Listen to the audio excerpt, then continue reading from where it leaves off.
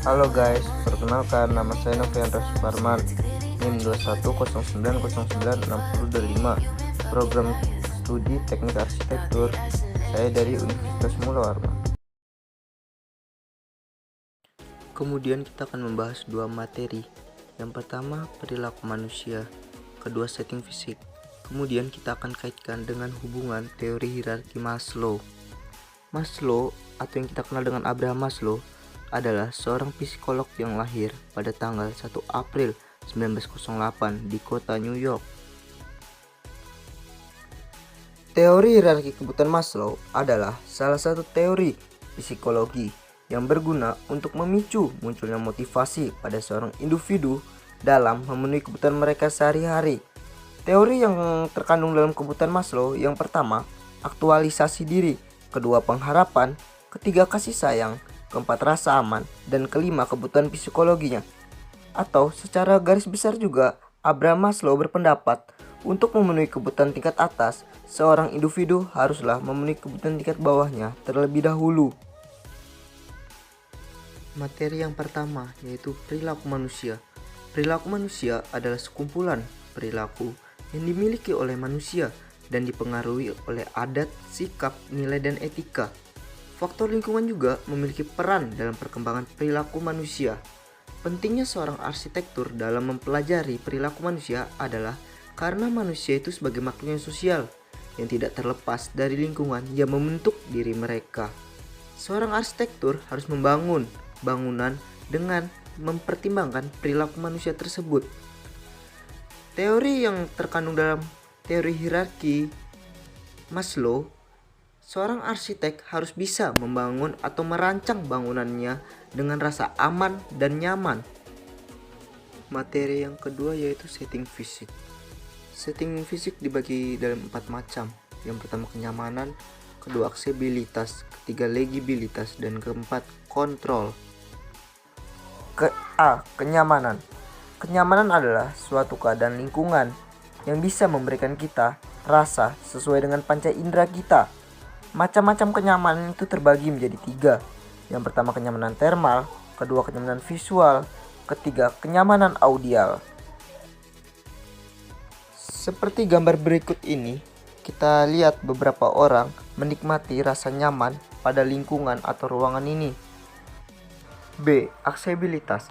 Aksesibilitas itu merupakan kemudahan kita bergerak melalui atau mengeksplorasikan lingkungan dengan lancar tanpa ada yang menyulitkan atau gangguan halangan apapun.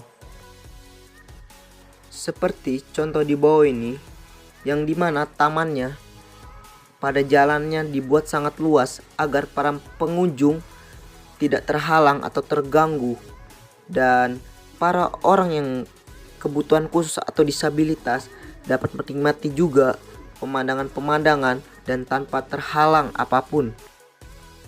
C. Legibilitas. Legibilitas itu merupakan kemudahan bagi seseorang untuk dapat mengenal dan memahami elemen-elemen penanda dalam suatu lingkungan atau kejelasan arah tujuan. Seperti contoh yang di bawah ini adalah contoh dari legibilitas. Gambar pertama merupakan penanda arah agar orang tahu di mana yang dia tuju, dan gambar yang kedua merupakan penanda sebuah kafe atau sebuah restoran. D. Kontrol. Kontrol adalah kondisi suatu lingkungan untuk mewujudkan personalitas atau menciptakan teritori dalam membatasi suatu ruangan. Ini adalah sebuah contoh dari kontrol yang merupakan kursi yang didesain agar para pengunjung tidak bisa berbaring. E. Teritorialitas. Itu mencangkup personalisasi dan pertahanan terhadap intervensi dari sekitar. Ini merupakan contoh dari teritorialitas, yaitu lahan parkir yang berada di atas trotoar, yang dimana seorang tukang parkir mempunyai teritorialitas pada lingkungan tersebut. F. Keamanan. Keamanan adalah rasa aman terhadap berbagai gangguan yang ada baik dari dalam maupun dari luar.